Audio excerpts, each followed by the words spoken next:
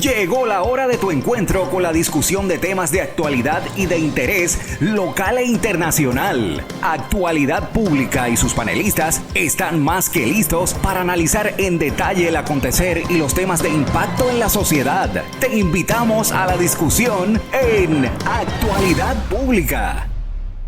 Saludos amigos y amigas de Actualidad Pública, bienvenidos como cada viernes a las 4 a este espacio de discusión y análisis por Católica Radio, Católica Televisión y las redes sociales de la Pontificia Universidad Católica de Puerto Rico. Vamos a escuchar los titulares del programa de hoy. Si está sucediendo, en Actualidad Pública se discute. Un análisis desde la doctrina social de la Iglesia. Actualidad Pública. Los esquemas de fraude y corrupción en el gobierno han sido un mal endémico que por muchos años ha lacerado la confianza del país. Numerosos casos han llevado a altos funcionarios a investigación por el mal manejo de fondos públicos, particularmente en el liderato del Departamento de Educación, una de las agencias más grandes del país. Sobre este candente tema reaccionaron el ex secretario del Departamento de Educación, Dr. César Rey, y la catedrática de Ciencias Sociales de la Pontificia Universidad Católica de Puerto Rico, doctora Sandra Ramos. Durante el conversatorio, hagan lo que ellos dicen, no hagan lo que ellos hacen. Como parte de la jornada Justicia y Sabiduría para la Gobernanza, antídoto para la corrupción. Ante la falta de valores, ¿cuál es el rol educativo y de la familia?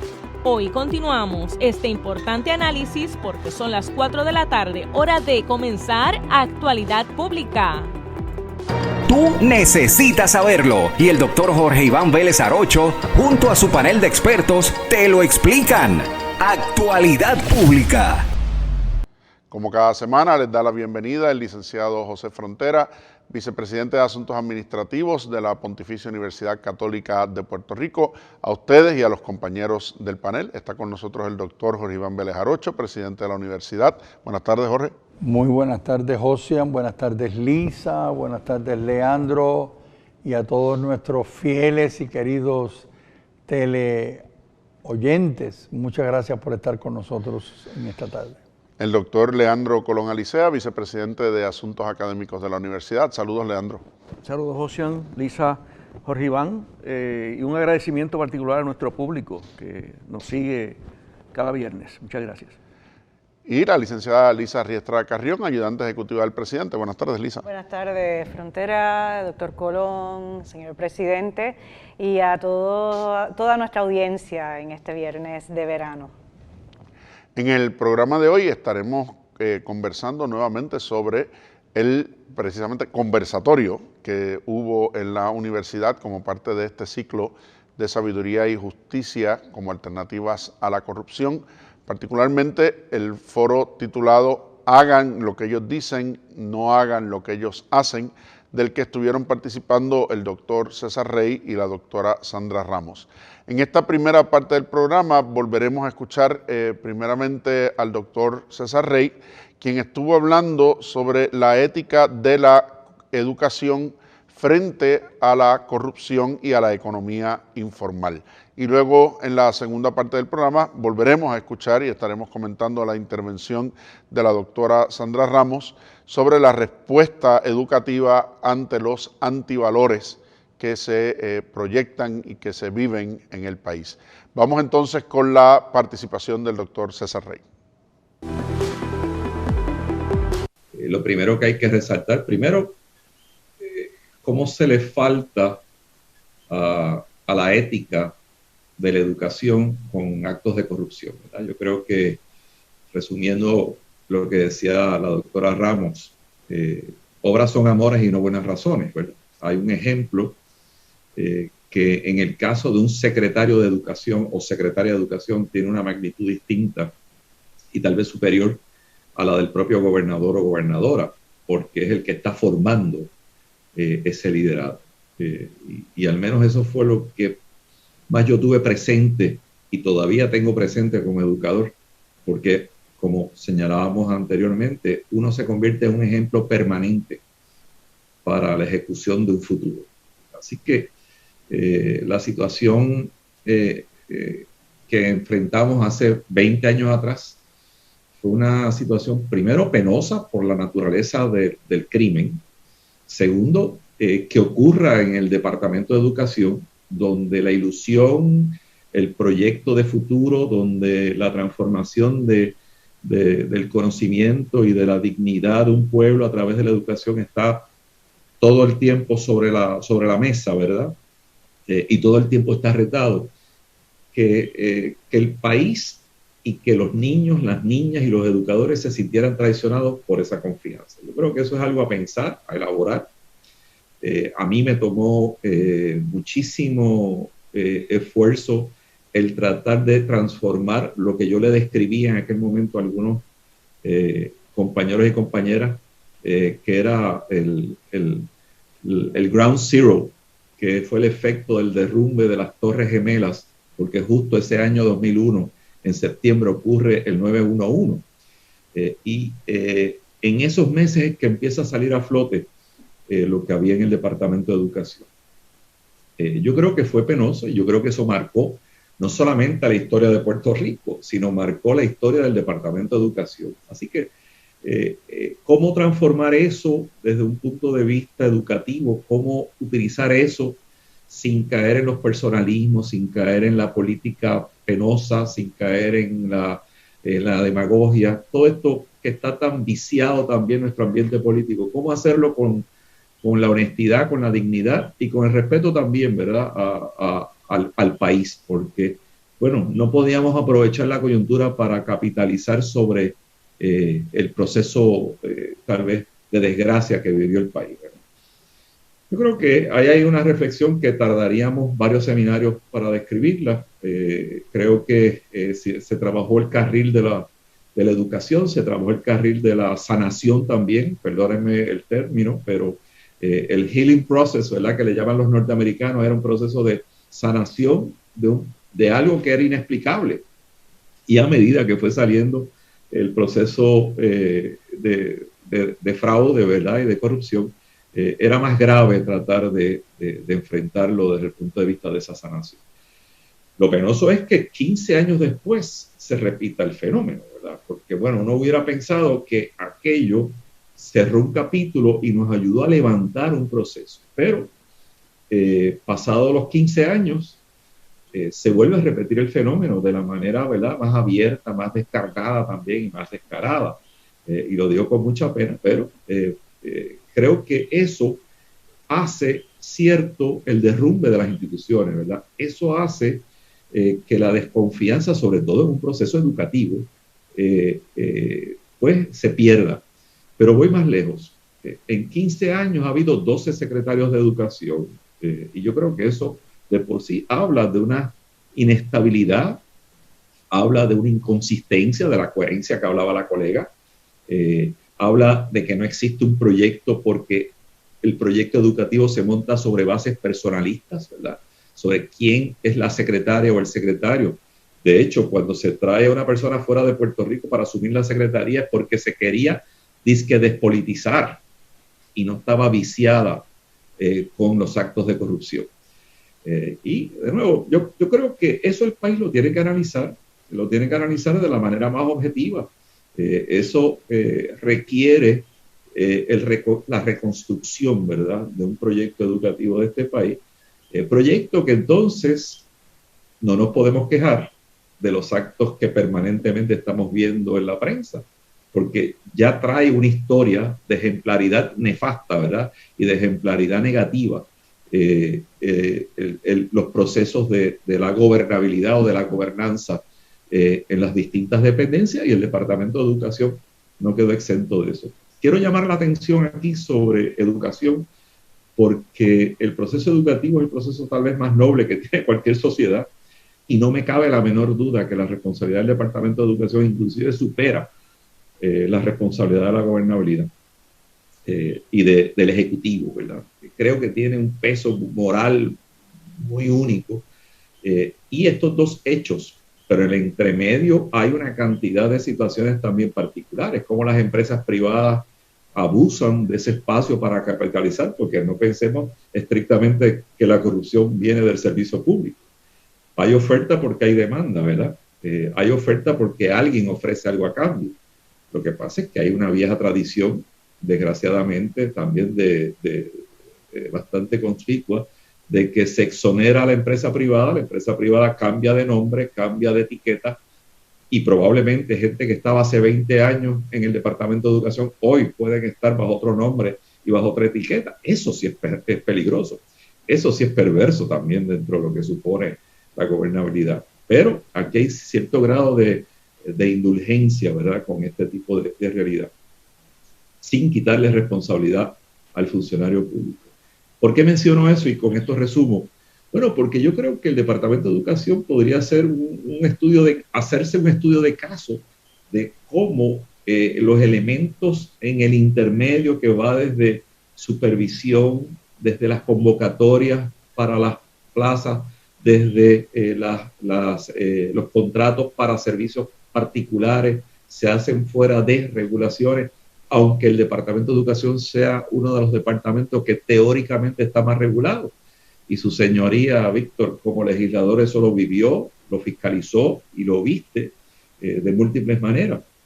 Pero aún así, hay gente todavía con la sagacidad y con la complicidad de poder subvertir ese orden. Pero eso está generalizado en el país en muchos ámbitos, no solamente en el gobierno, y quiero dejar esto bien claro. O sea, pensar que el problema es el gobierno es equivocado. Aquí había una expresión en México hace muchos años atrás que decía, la corrupción somos todos. Pues yo creo que sí. La corrupción, de alguna manera, todos estamos vinculados en complicidad, y eso sí es penoso y peligroso.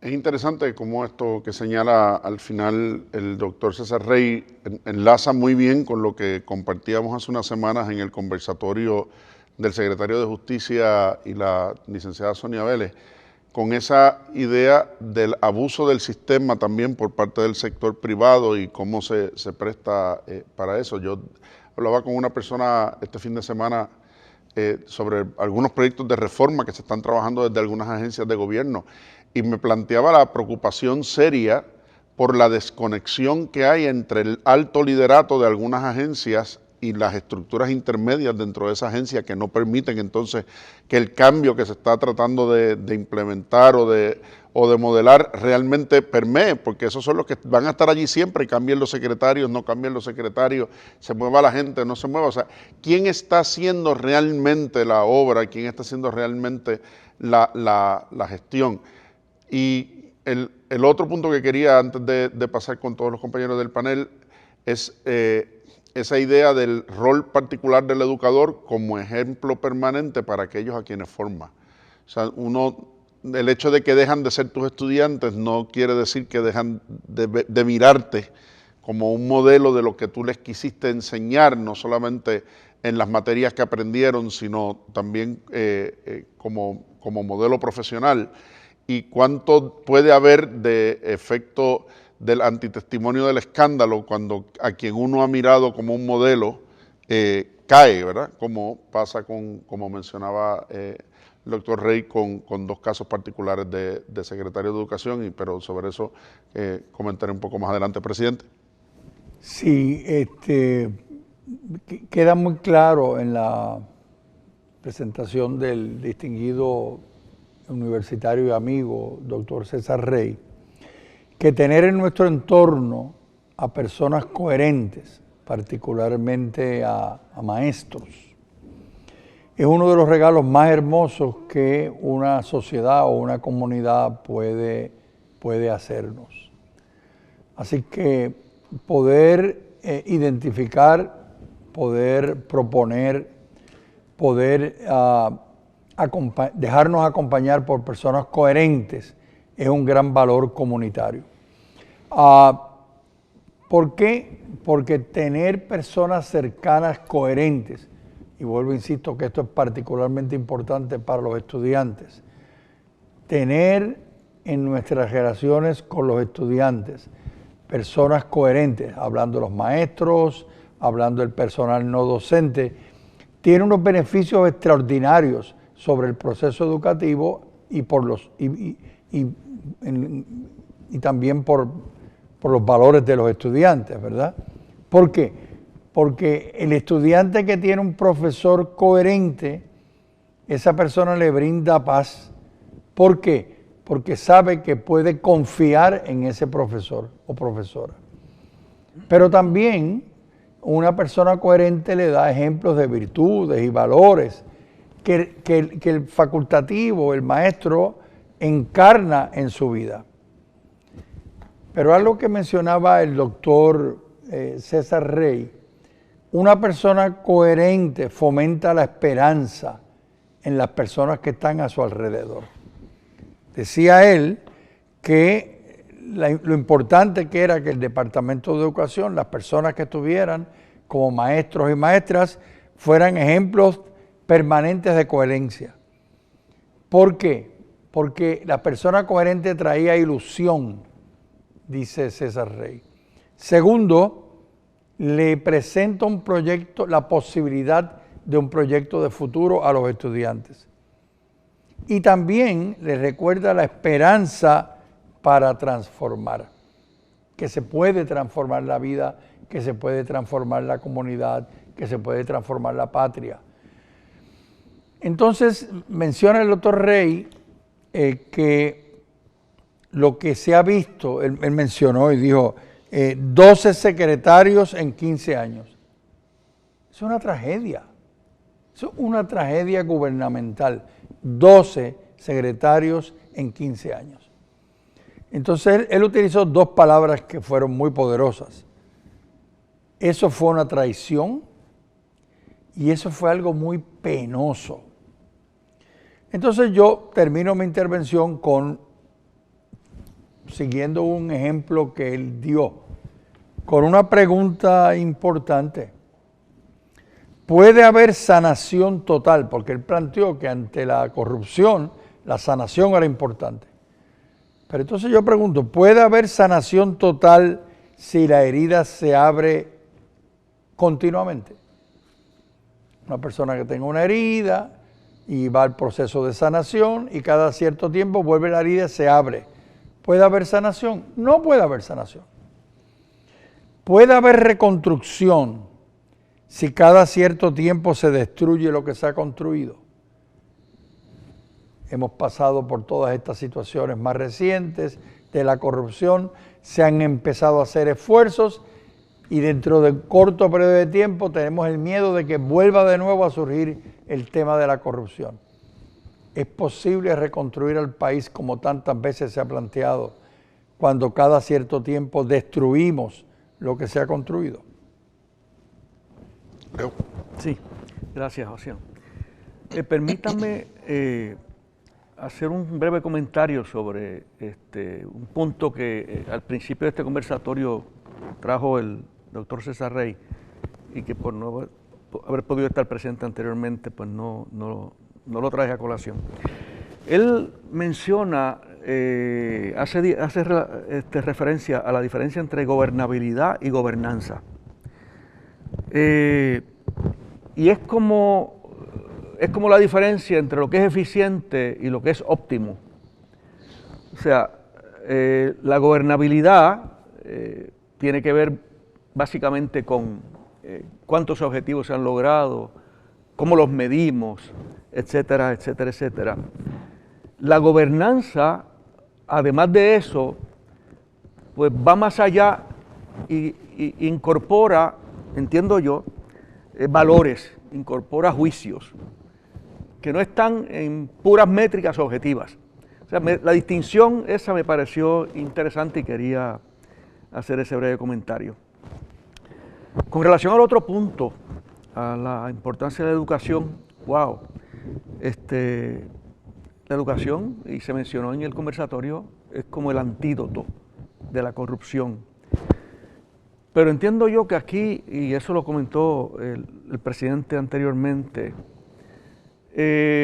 una cosa es lo que se enseña y otra cosa es cómo se enseña y la intención con la cual se enseña. O sea, no es lo mismo la fórmula que veo en la pizarra y que el profesor o profesora está tratando de comunicarme, o la coma que me dice que falta en una oración de un párrafo, a ¿cuál es el interés que tiene este profesor o profesora detrás?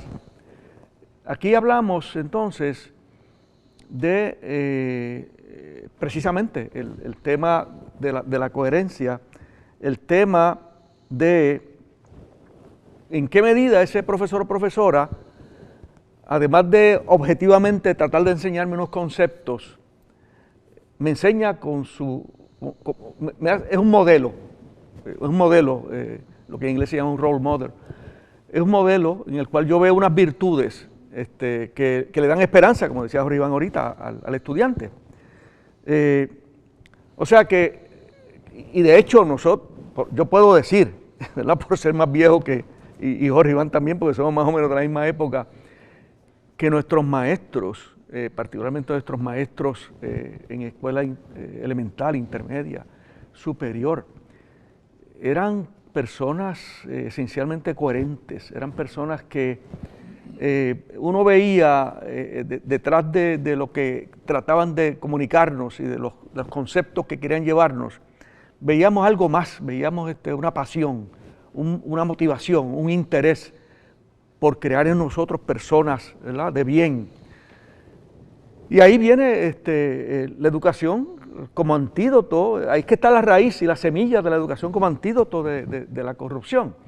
Porque el profesor entonces, a través de ese proceso educativo, que desde mi punto de vista, ¿verdad?, o sea, sobre esto hay distintas opiniones, pero esa pasión, ese modelaje como que fue modificándose a través del tiempo por muchas razones, ¿verdad? O sea, el país, la sociedad es algo dinámico. O sea, nosotros recibimos influencias internas y externas de mucha índole que van afectando el proceso educativo, van afectando la forma del profesor enseñar, la forma del estudiante recibir esa enseñanza. Pero hay un hilo que nunca se debe perder. Hay un hilo que nunca se debe perder y es el rol, el papel del profesor o profesora de ir más allá de lo que es puramente enseñanza objetiva de conceptos y transmitir al estudiante un estilo de vida. Si me permite un segundo, Lisa. Pensando en los maestros que nosotros tuvimos, Leandro, yo pienso en 4 virtudes de aquellos maestros que nosotros tuvimos en nuestro pequeño pueblo rural de Lares. Prudencia, justicia, fortaleza y templanza. Esos profesores y profesoras que nosotros tuvimos tenían esas características. Gente prudente, gente justa, gente fuerte ante la adversidad y con una gran templanza. Sí, efectivamente, lo que mencionaba el presidente sobre la importancia de esa coherencia de vida y escuchando la experiencia, ¿verdad?, que tuvieron los compañeros en el sistema público, ¿verdad?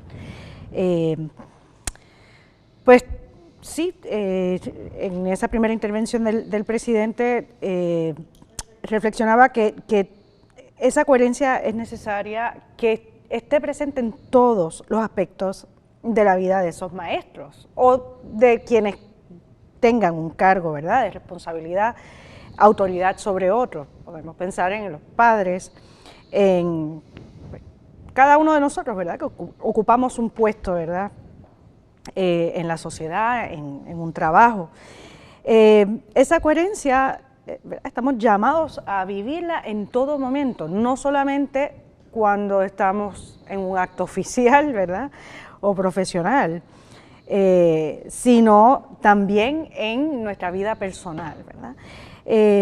Al menos luchar, ¿verdad?, por ser coherentes, ¿verdad? Disculparnos cuando no lo hemos sido, ¿verdad? Es una exigencia a la que hemos de aspirar todos. Y pues me encanta este conversatorio, sobre todo el gran recurso que tuvo el doctor César Rey, que habla desde la perspectiva de un pasado jefe de agencia, de una de las agencias, como dijimos en el programa anterior, que mayor presupuesto tiene, ¿verdad?, del país. Entonces, su experiencia es muy rica en lo que ha de ser un departamento como el Departamento de Educación, ¿verdad? También, pues, iba a comentar lo que ya dijo el licenciado Frontera, que es un escándalo el que una persona asuma una actitud corrupta, ¿verdad? Esa actuación corrupta que tenga una persona con un cargo, con autoridad en el gobierno, ¿verdad? Tiene una gran responsabilidad para con los demás, está como en vitrina, ¿verdad?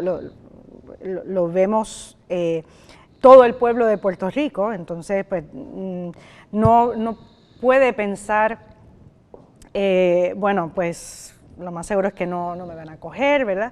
Eso también es una falta de coherencia, porque pues solamente pudiéramos decir se porta bien cuando está frente a un público, ¿verdad? No hay una coherencia de vida, hay una doble vida.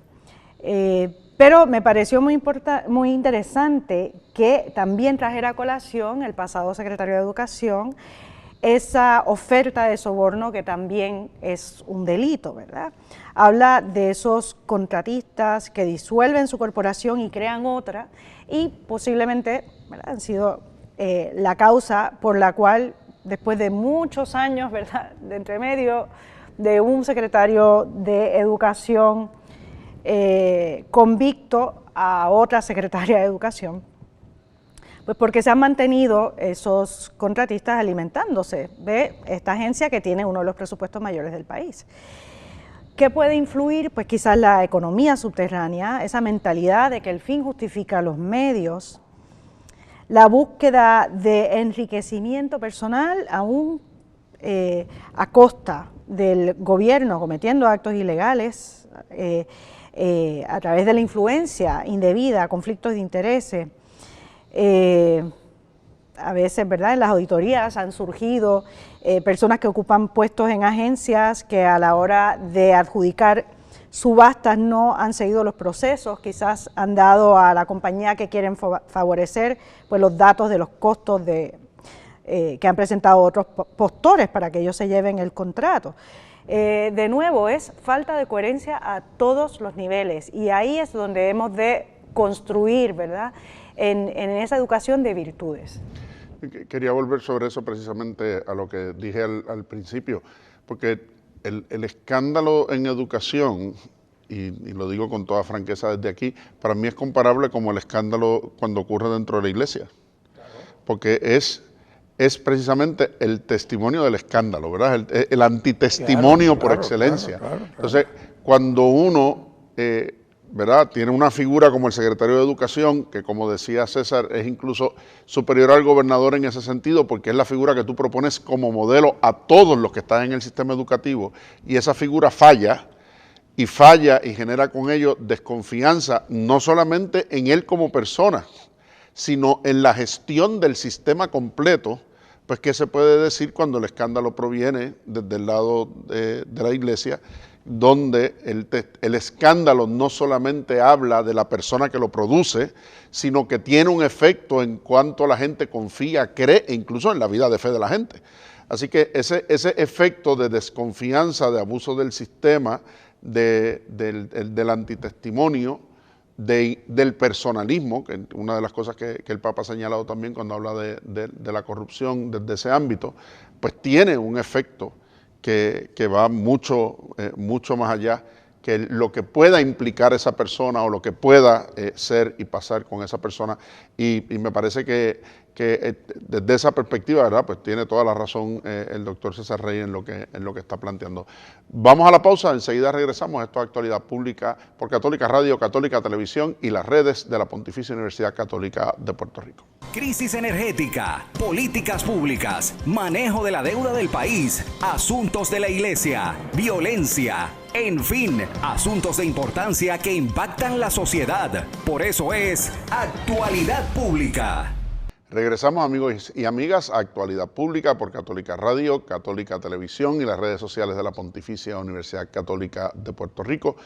En el programa de hoy seguimos analizando el conversatorio hagan lo que ellos dicen, no hagan lo que ellos hacen, refiriéndose al tema de la corrupción, los antivalores y la crisis particularmente en el sistema educativo. Dentro de la serie Sabiduría y Justicia para la Gobernanza, una alternativa a la corrupción que se estuvo llevando a cabo durante el mes de junio en la universidad. Les recuerdo a todos que toda esta serie de conversatorios está disponible en la página de la universidad, en el canal Huellas del Futuro, así que sí, aquí hemos estado comentando pedazos de cada una de esas actividades, pero pueden verlos en su totalidad acudiendo a nuestras redes. Vamos entonces a escuchar la segunda intervención de la doctora Sandra Ramos sobre este tema, particularmente mirando el rol de la respuesta educativa y de los educadores ante los antivalores y la crisis que estamos viviendo en el país. Pues enredando esos carriles, tengo que decir que en el caso de los secretarios de educación que nos hicieron pasar por este trago tan amargo, son ejemplos de crimen de cuello blanco, son personas con poca supervisión, con mucho poder, que en vez de utilizar esa oportunidad para servir, la usan para servirse. Yo siempre recuerdo un comentario que me vino a la mente mientras escuchaba a mi compañero y colega, cuando el expresidente de la universidad, Beto Morales, voluntariamente, ¿verdad?, terminó su presidencia y me dijo: Sandra, voy a ascender a la cátedra. Que el mensaje era que no mirara los puestos altos como oportunidades para servir mejor, porque él entendía que la cátedra, esa relación íntima con los estudiantes, era más valiosa que ser presidente. Y es cierto, y por eso estamos aquí esta noche. Y entonces lo que sucede con estos secretarios es que no vinieron a servir. Hay una combinación aquí en términos criminológicos de porque son seres humanos como nosotros, imperfectos como nosotros. A veces nosotros tendemos esa tendencia a idealizar a las personas cuando están en puestos de secretario, cuando están en puestos de presidentes de una empresa, que son tan seres humanos como nosotros. Y cuando, como en el ámbito de la criminología, cuando se estudian estos casos, que son de crímenes de cuello blanco, esa falta de supervisión, porque pensamos, esta persona viene de fuera de Puerto Rico, se va a despolitizar el Departamento de Educación, pero realmente el Departamento de Educación presenta muchas oportunidades de corrupción por el alto presupuesto que maneja, por el acceso a fondos federales, y como es una agencia tan burocratizada, pudiéramos perder de perspectiva que estos secretarios también requieren supervisión directa, no solamente, ¿verdad?, del Ejecutivo, sino de nosotros también, ¿verdad?, de nosotros también, porque es cierto, la corrupción podemos ser todos, ¿verdad?, porque nosotros tenemos que ser como cristianos coherentes también. Entonces, no podemos caer, ¿verdad?, en los señalamientos a la empresa privada, al gobierno, al sistema educativo, sin observar lo que hacemos nosotros mismos. En este caso, yo como profesora, ¿verdad?, y los que somos profesores, ¿verdad?, ¿qué estamos haciendo en el salón de clase también, ¿verdad? Son una cosa que hay que mirar. Pero hay múltiples problemas aquí, además de la falta de coherencia.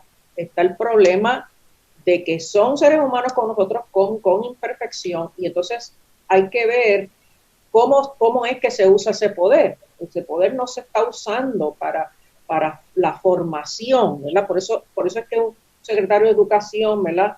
Y había muchas quejas en el caso de Víctor Fajardo, que recuerdo que muchas personas decían: esta fue la persona que firmó mi diploma, ¿verdad? Y lo decían con esa tristeza, ¿verdad?, tan grande, ¿verdad?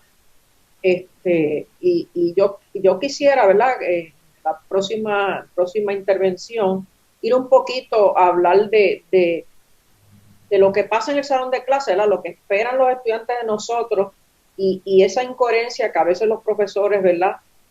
También somos cómplices de esa incoherencia, ¿verdad? Porque hay veces que no nos comunicamos bien, ¿verdad? Y es importante porque nosotros no solamente estamos comunicando y formando, ¿verdad? Profesionalmente, sino espiritualmente también.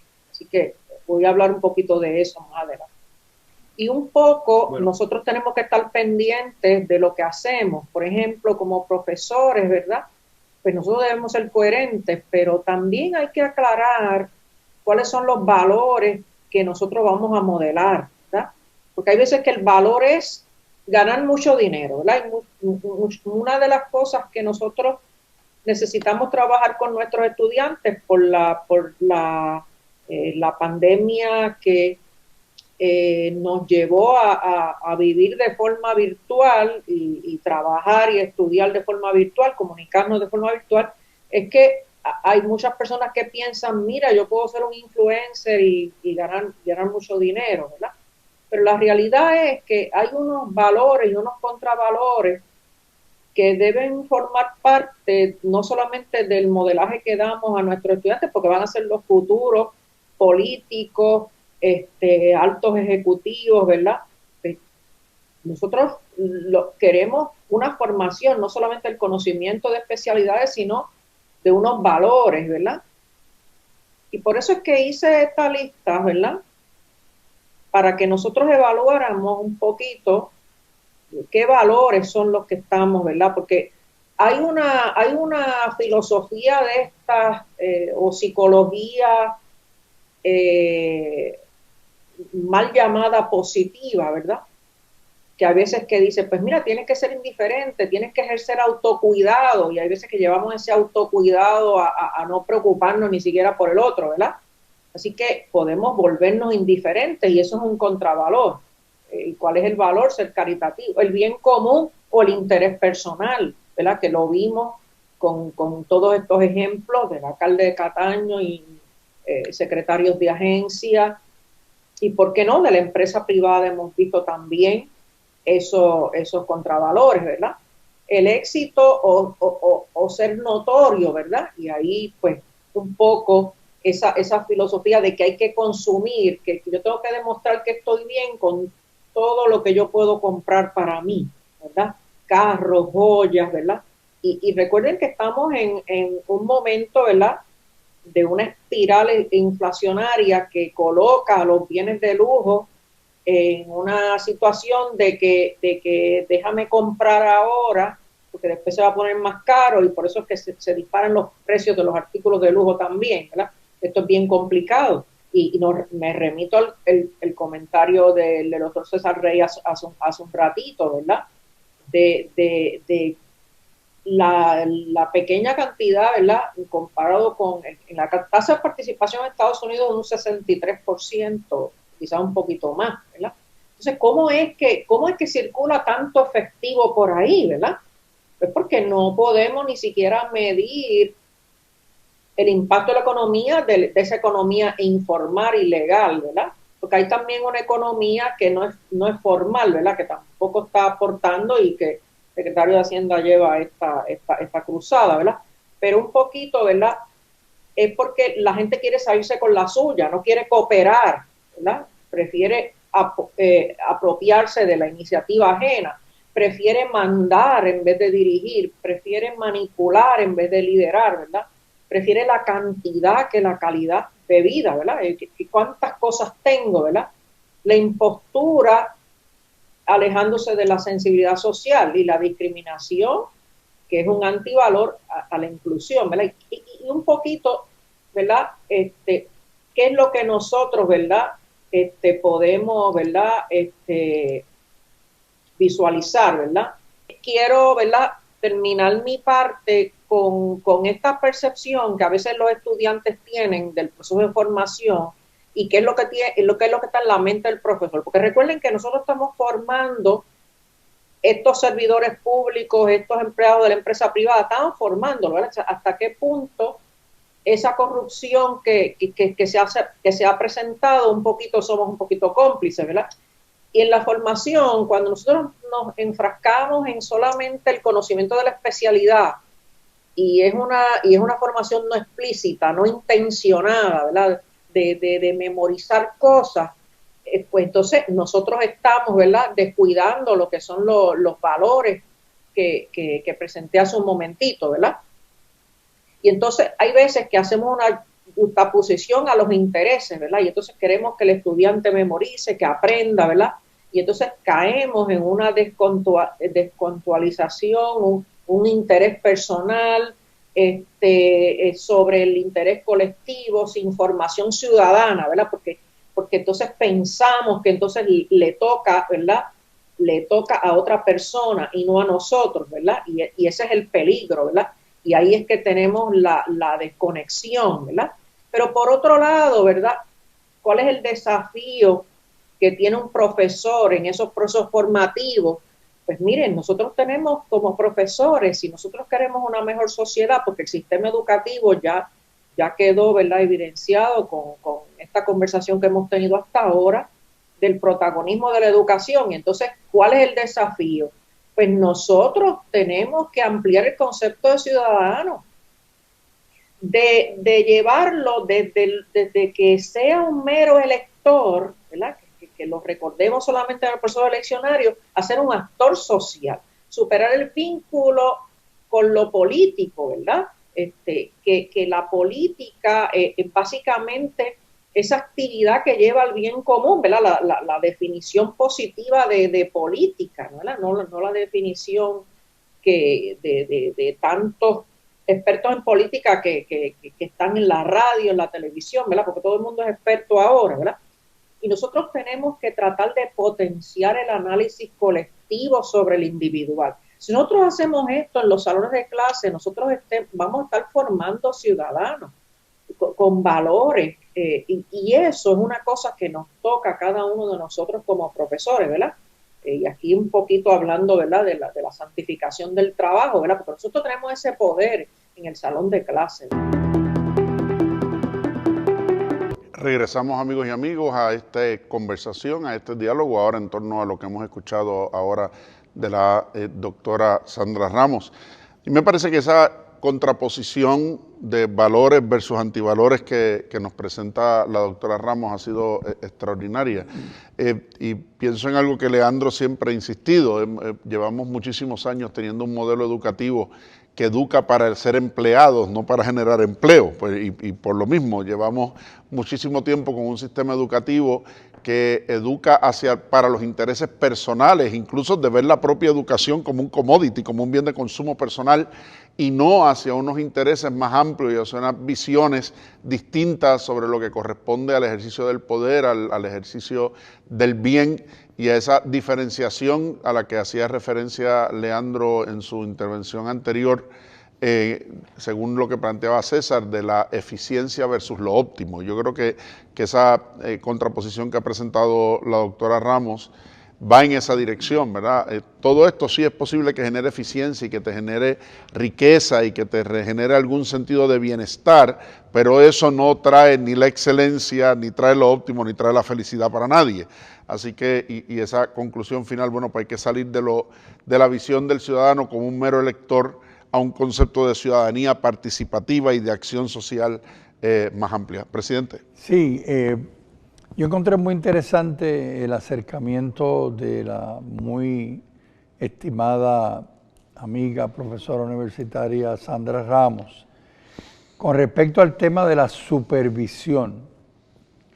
Ella plantea e insiste que muchos de los problemas que nos encontramos relacionados con la corrupción es por la falta de supervisión adecuada a todos los niveles. Y yo le añadiría a eso que faltan controles para asegurarse que el acto de corrupción, cuando la persona se inicia a hacerlo, se pueda detectar rápidamente. Entonces yo por eso me preguntaba, después de escuchar a Sandra, si la crisis en el Departamento de Educación es una crisis en la visión de la educación o si es una crisis en administración pública. Y me da la impresión que es en administración pública. Y menciono en educación, podía mencionar en recursos naturales. O sea, toda esta situación con los humedales que fueron intervenidos, eso fue un asunto de administración pública, de falta de controles, de falta de supervisión. Y cuando faltan controles y la administración pública falla, tiene uno que preguntarse, ¿las personas que están dirigiendo y supervisando tienen las mejores cualificaciones para supervisar? Ahora mismo estamos en el proceso de elegir personas para dirigir oficinas importantes en Puerto Rico. ¿Qué credenciales tienen esas personas para que puedan supervisar y de tal manera que la administración pública sea lo más efectivo posible? Un segundo punto que ella trae, que yo pienso que es tremendamente importante, es el asunto del poder. Cuando alguien en una posición administrativa, en una posición ejecutiva, se salta todos los protocolos para exigir un trato especial,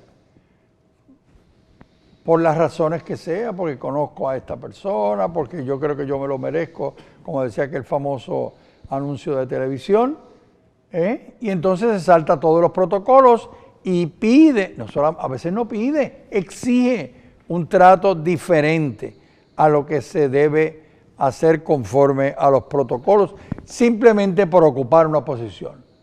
Es que yo ocupo esta posición y por lo tanto yo me merezco un trato diferente. Entonces decía Sandra que hay que tener clara la distinción entre el poder y la autoridad.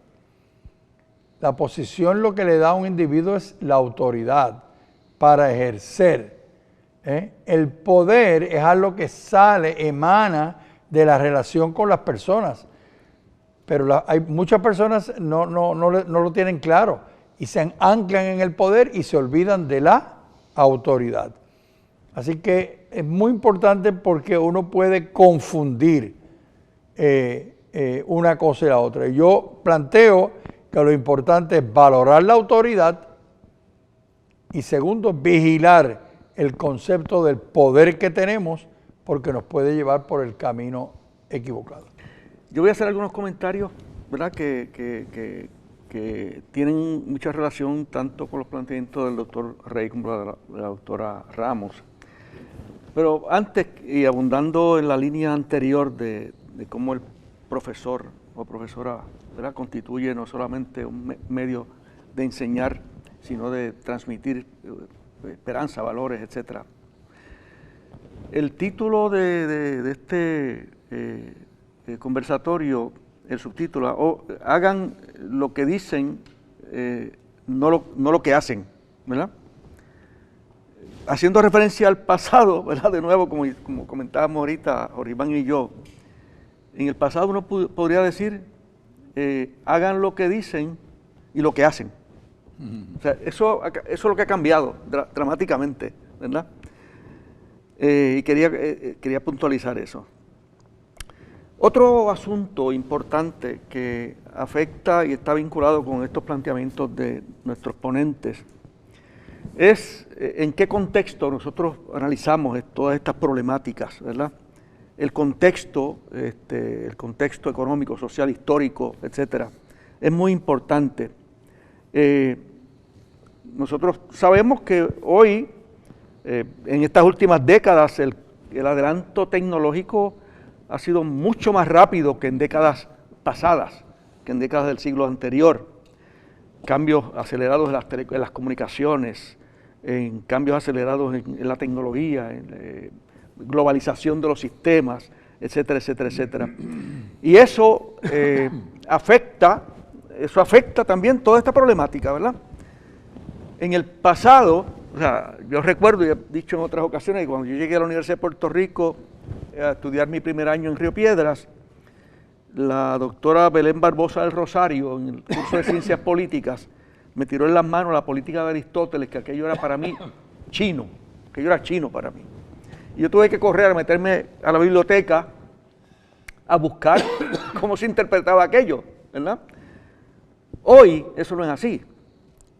Hoy el acceso a la información, el acceso que tienen los estudiantes a la información rápida, a las interpretaciones rápidas de distintos tratados, de distintas novelas, distintas lecturas que los profesores le ponen en sus manos, es inmediato.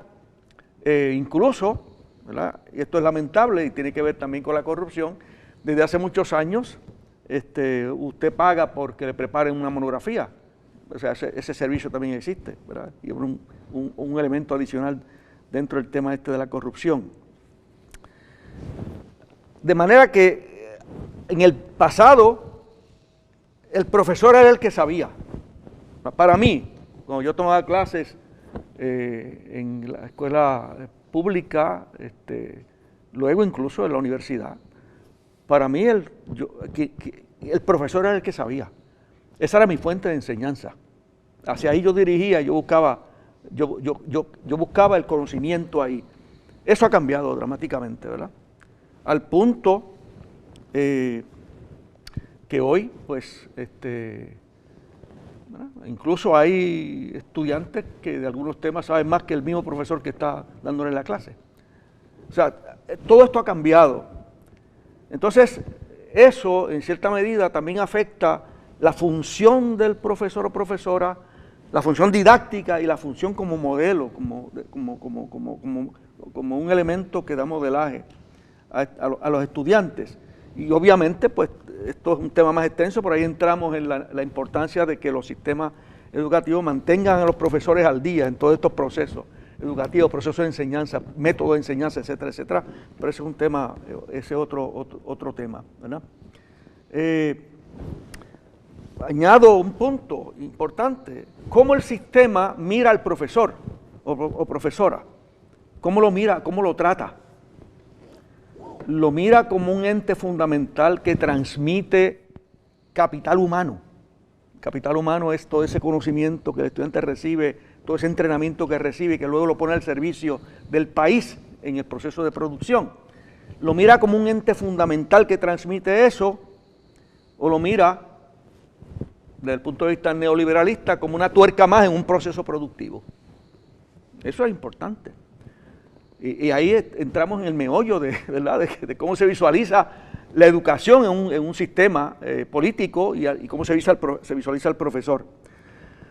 De manera que, y esto obviamente pues afecta no solamente al profesor y profesora como tal, sino que afecta a sus estudiantes. O sea, entonces, esto requiere que el sistema educativo profundice, considere todos estos elementos, si queremos, que es lo que aspiramos todos, que el sistema educativo sea un proceso para formar personas.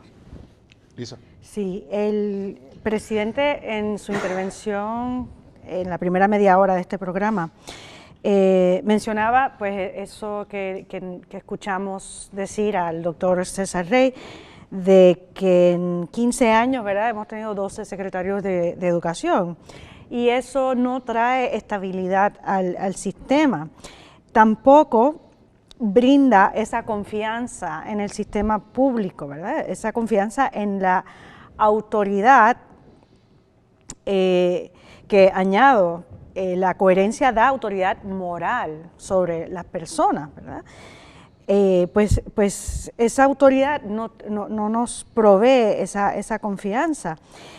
Y a veces, ¿verdad?, escuchamos hablar o quejarse las personas de la ausencia de maestros a los salones de clase, ¿verdad? A veces incluso eso hace que unos padres de familia decidan hacer los sacrificios para colocar quizás a su hijo en un colegio privado, pues porque como están trabajando, pues si se ausenta un maestro, pues no saben, ¿verdad?, qué va a hacer de su hijo, ¿verdad? Si no tuviera clases, ¿verdad? O no pueden salir de su trabajo para recogerlo, etcétera. Esa ausencia de maestros, ¿cómo se enfrenta, ¿verdad?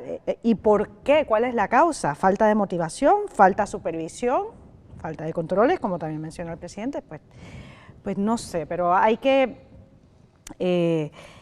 reflexionar sobre eso y bueno, si están ocupándose las autoridades del Departamento de Educación de esos otros intereses personales, pues no van a atacar este problema que sigue teniendo nuestro departamento. Y eso que decía la doctora Sandra Ramos, de que hay personas que usan su puesto para servirse y no para servir, ¿verdad? Es un contravalor.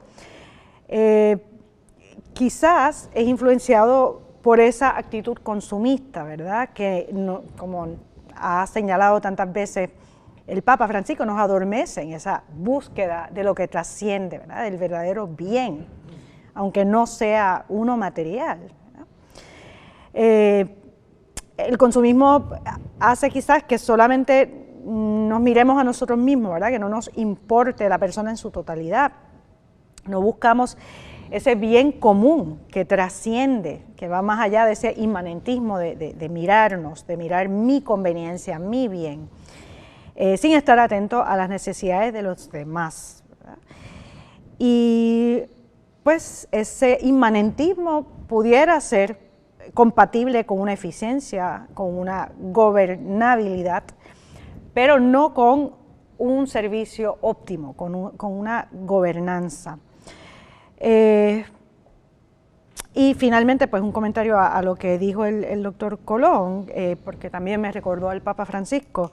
Ese acceso a la información no nos está haciendo necesariamente más sabios, no necesariamente repercute en la formación, no es solamente tener muchos datos, tener a la mano, ¿verdad?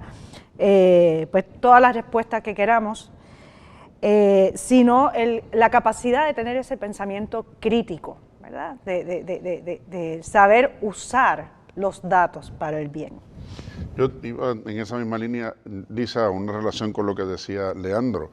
La información está al alcance de la mano en la internet y el teléfono.